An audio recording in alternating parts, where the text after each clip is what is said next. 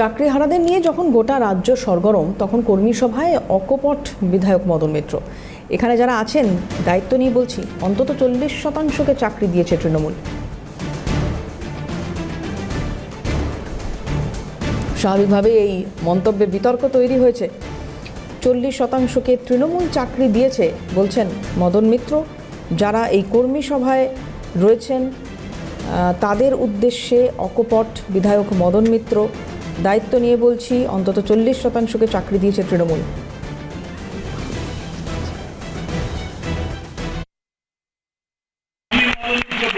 আমি দায়িত্ব নিয়ে বলতে পারি, এখানে যারা আছেন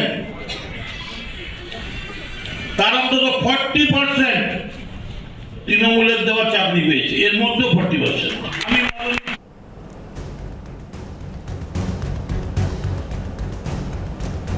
দিলীপ ঘোষ কি বলেছেন শুনবো। এটা তো ঠিক যে টিএমসির লোকেরাই এই যে 26,000 যে শিক্ষকের চাকরি গেছে তার পেছনে তাদের হাত এবং দুর্নীতি, এবং তাতে হাজার হাজার হাজার টিএমসির নেতা, মন্ত্রী, এমএলএ, এমপি সব যুক্ত আছেন। এটা সবাই জানেন। এখন অনেকে আত্মগ্লানিতে এটা বলতে বাধ্য হচ্ছেন। মদন মিত্রের মতো লোক অনেক সময় উনি সত্য বলে দেন, তাই উনি এটা স্বীকার করেছেন।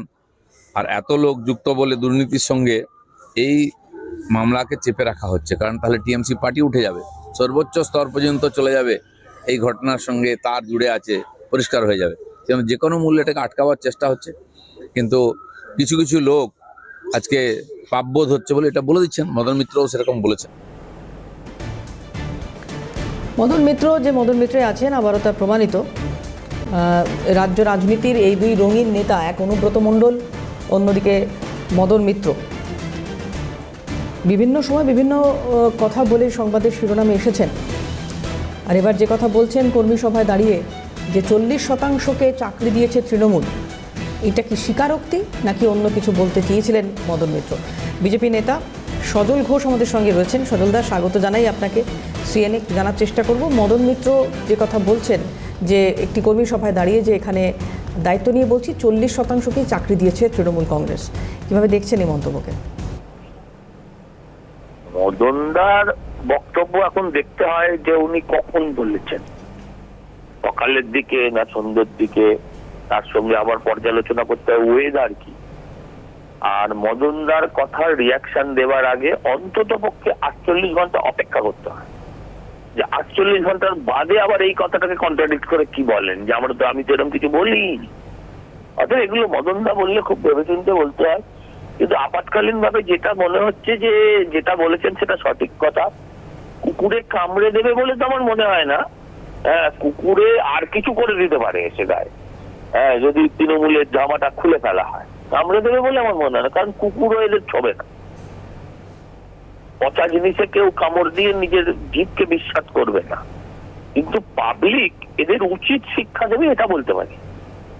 এবং সেটার মধ্যে কিন্তু মদনদা তার বাইরে নয়, লিস্টের তালিকার বাইরে নয়, এটাও মাথায় রাখতে হবে। মদনদার সব কথার এছাড়া কোন সিরিয়াস রিয়াকশন কি হয় সব কথার? আমরা সবাই জানি তৃণমূল মানেই চোর, আর যেগুলো ওখানে মহাচোর সেগুলোকেই সব কাউন্সিলর বানানো হয়েছে। যতগুলো এলাকার বড় তোলাবাজ, রেজিস্টার্ড তোলাবাজকে সব কাউন্সিলর বানিয়ে দিয়েছে। এখন যদি হঠাৎ করে মরণকালে হরিনাম করেন কেউ, তাহলে সেটাকে মানুষ বিশ্বাস করবে না। আসলে মদনদা বুঝেছে এবারের নির্বাচনে মদনদা হয় টিকিট পাবে না, পেলেও জিতবে না, তাই শুদ্ধিকরণের গল্প শোনাচ্ছে। অনেক ধন্যবাদ সজল দা। সজল ঘোষ বিজেপি নেতা আমাদের সঙ্গে ছিলেন।